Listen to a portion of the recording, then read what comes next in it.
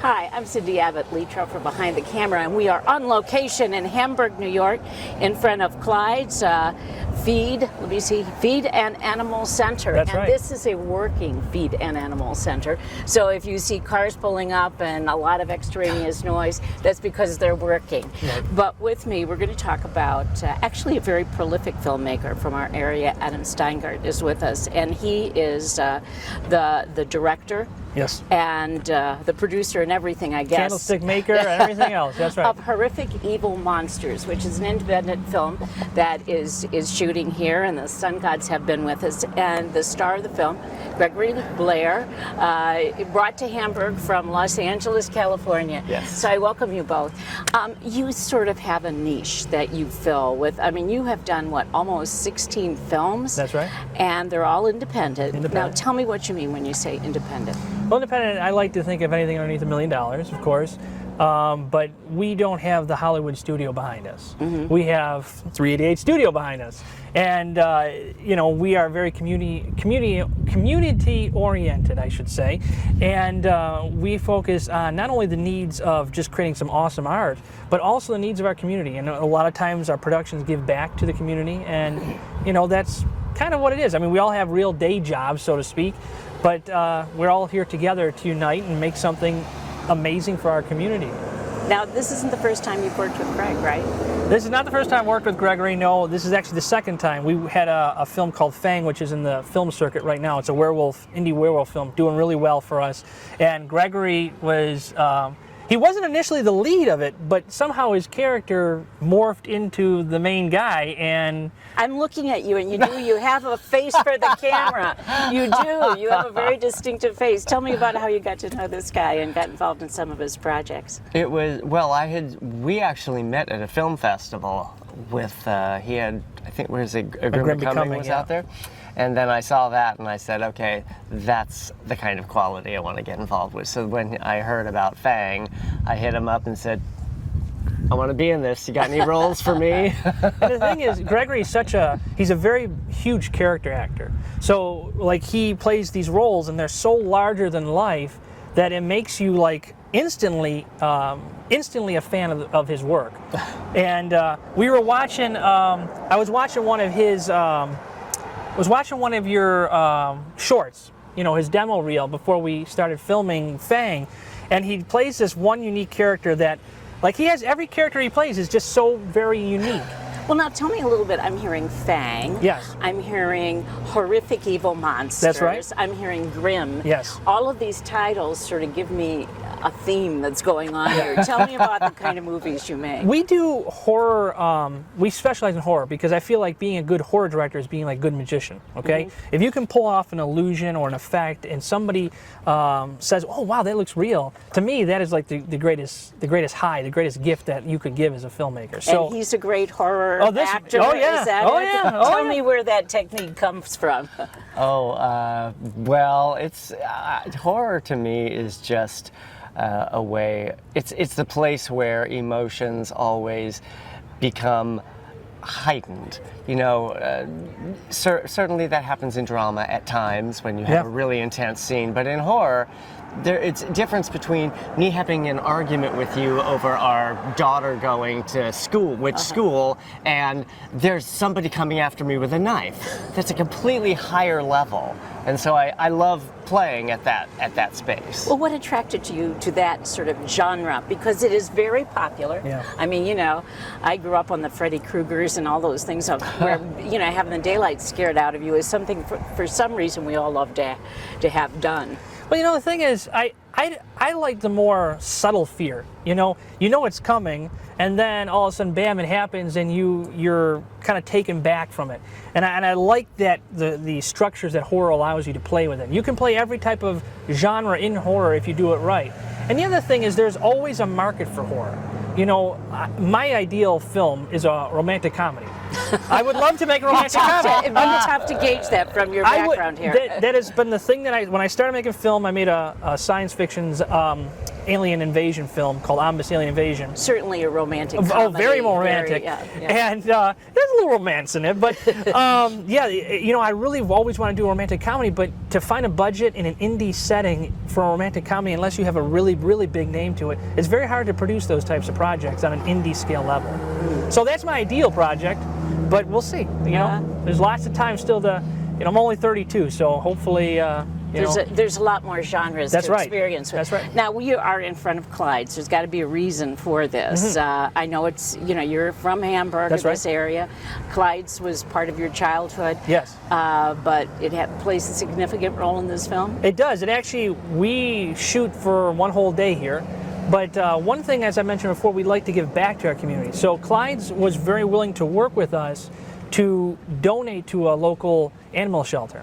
So we asked if they would like to embrace us and have us come here, and we would make a donation. The production would make a donation to, and actually it's a cat facility. You know, cool. can't hate cats, but it's the 10 Lives out of Hamburg. I believe it's in Hamburg, New York, and we're going to donate to them. And they allowed us to come out here. And I mentioned when we were off camera that, you know, I grew up in Hamburg, and this building behind us actually burned down. And many years ago, when I was a child, I actually met the owner, much younger Adam, and a much younger Clyde.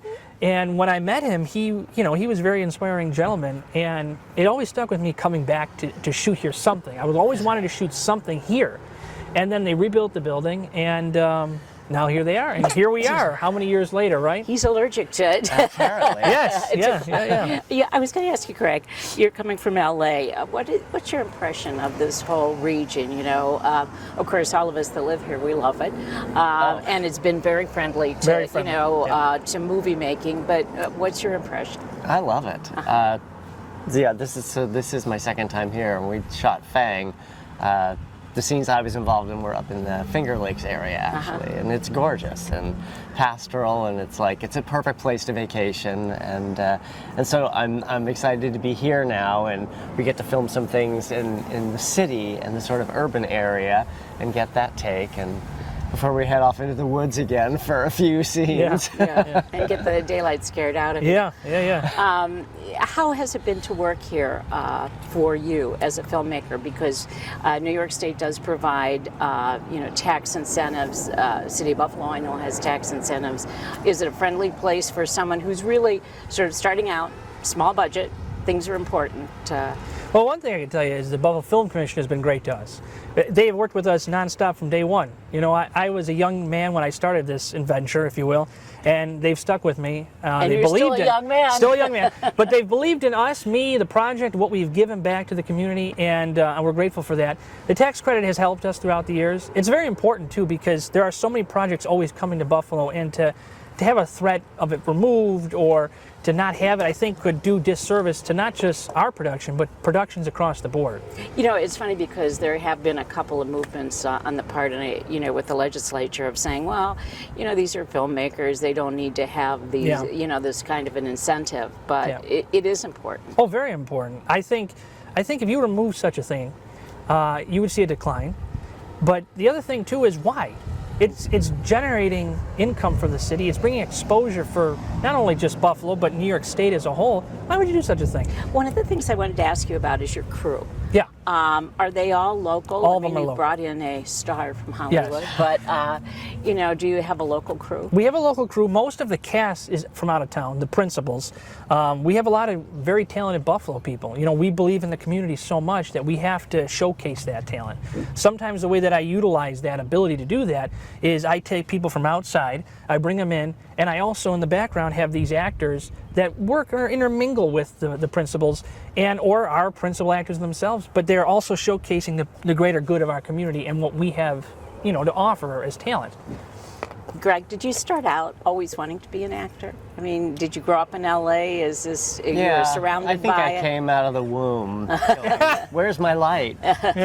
But so, and then I went on to learn a lot of other things, which is why I also direct and write and other things as well. But I think I was born to do the acting. And have you been happy with it? Because it's so funny that the average person looks at it and they see major stars, but I mean there are also people that just work every day like a regular job, doing this. Maybe not making millions of dollars every film, but that is just a regular job. I think most people who are involved in certainly indie film are in that position. They probably have a day job, and then they do this when they can take a vacation or on the weekends or whatever it is that they can work out.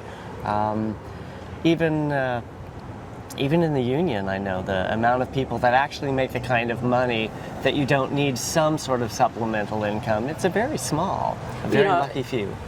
How will you know when this is all wrapped and you've called it a day? Yeah. How will you know that this is a success for you? If I can watch in a theater and just see people be entertained for even if it's an hour and a half, just to take the audience away from the mundane society or just your normal everyday life and just entertain them. That's all I'm really looking for, is just to entertain somebody and showcase what we have to do as artists. But you've been shooting at Clyde's in Hamburg. Yeah. You're going to be going to, hopefully, Little Rock City. You're shooting in downtown Buffalo. We're doing a massive set in the city of Buffalo.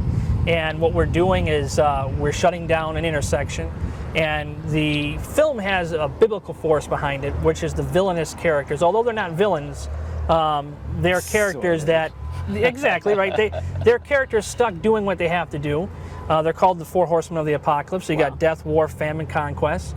All in downtown Buffalo. All in downtown Buffalo. And we're bringing them right in. We're bringing in almost 100 extras. And they're going to interact with the Four Horsemen of the Apocalypse as they start to wreak havoc throughout the location. Well, it's a massive set. I certainly hope that downtown Buffalo will survive that, but I have a feeling they will, the Four Horsemen. Thank you both for being here. Yes, of course. Thank you. And thank you all for watching Behind the Camera. We'll see you next time.